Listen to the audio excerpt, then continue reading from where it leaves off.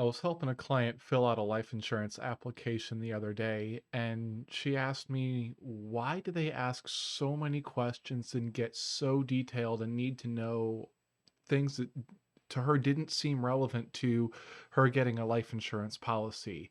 And that really kind of stuck with me, and I wanted to break it down a little bit for you. My name is Jake Williams, and I'm a life insurance specialist with Step Up Wealth Management.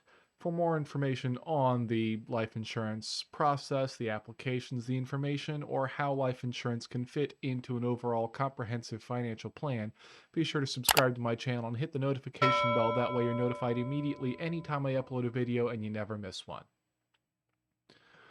So it stuck with me because, as someone in the business, as someone who deals with life insurance on a day-to-day basis, it just made sense. But as I took a second to step back and think about it, I realized that really it might not if you're not around it every day. So I wanted to break it down a little bit. And the biggest reason for most of the information on the life insurance application is that it's there to help the company and help them provide the policy, but also protect against fraud. Um, you can see some pretty ridiculous rules out there sometimes, and some of the questions on a life insurance application may seem a little bit ridiculous. But uh, back when I was a teacher, I would always, you'd see weird rules in the handbooks or anything like that. And I'd always say, okay, if it's on the rule books, it's there for a reason. You ever heard the story of how in some states it's illegal to walk down the street with an ice cream cone in your pocket? There actually are or were a couple of states in the United States where that was a law. May still be, may not be anymore, but at one point it was, and there actually was a reason for it. The researching I've done on it seems to say it was tied to horse thievery, but that's story for another time. But the point was, it seems ridiculous that you can't walk down the street with an ice cream cone in your pocket and that they had to put that into law. But it was there for a reason. And a lot of the questions on a life insurance policy might seem a little bit, extra or tangential or only barely related to actually getting a life insurance policy, but they're there for a reason. Um, with life insurance and with the potentially high payout for low investment of life insurance, it can get opened up to a lot of fraud. Uh, so, hypothetically, for example, if you were to buy a term life insurance policy, call it $1 million policy, and you go in on the monthly payments on this, monthly payments probably wouldn't be that much in comparison to the $1 million payout. But if you buy the policy, it's in force, you've made one monthly payment, and then you pass away, that $1 million gets paid out for maybe a few $100s worth of premiums that were paid in. So that is a drastic and major loss for the insurance company. The companies want to protect against that because there are people out there that view that as an opportunity for fraud.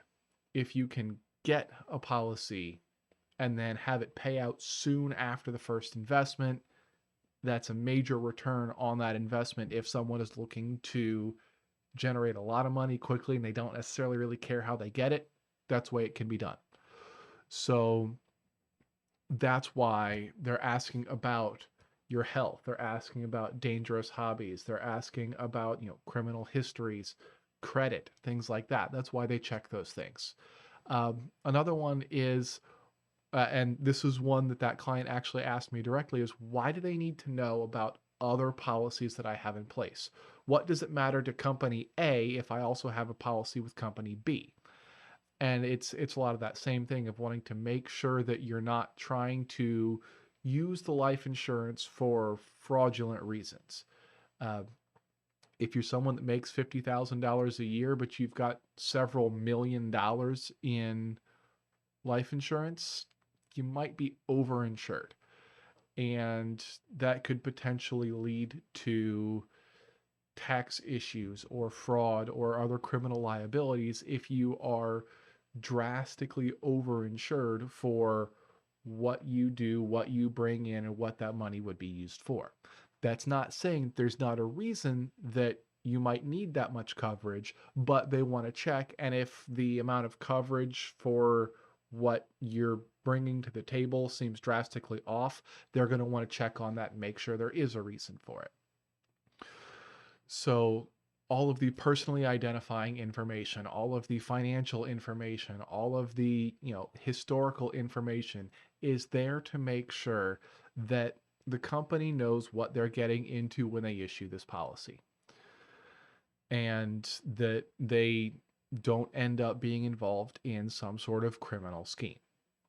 Um, I'm going to be doing a few more videos over the next couple of weeks, breaking down some of the questions directly in a life insurance policy of this question. Why are they asking it? What are they looking for? And what it could mean to you. There are other sections in a life insurance illustration or a policy. So I'm going to break down some of those things. So if you're getting into the life insurance process, you actually know and are aware of the things that are going to be going into that process, what you have to know, what you have to bring to the table, and what they're going to be asking. If you've got questions about the process of applying for life insurance or what it could mean to you, drop me a comment down below. I'd love to know what you're thinking. I'd love to know what you have questions about, and maybe it's something that I could turn into a video in the future. If you like the video, smash the thumbs up button. It lets me know that I'm doing a good job, and it lets YouTube know that you think I'm doing a good job so they can continue to push my videos forward. But most importantly, if what we were talking about today is something that appeals to you and you want to sit down and figure out what life insurance is right for you, there's a link in the description below where you can apply to become my client.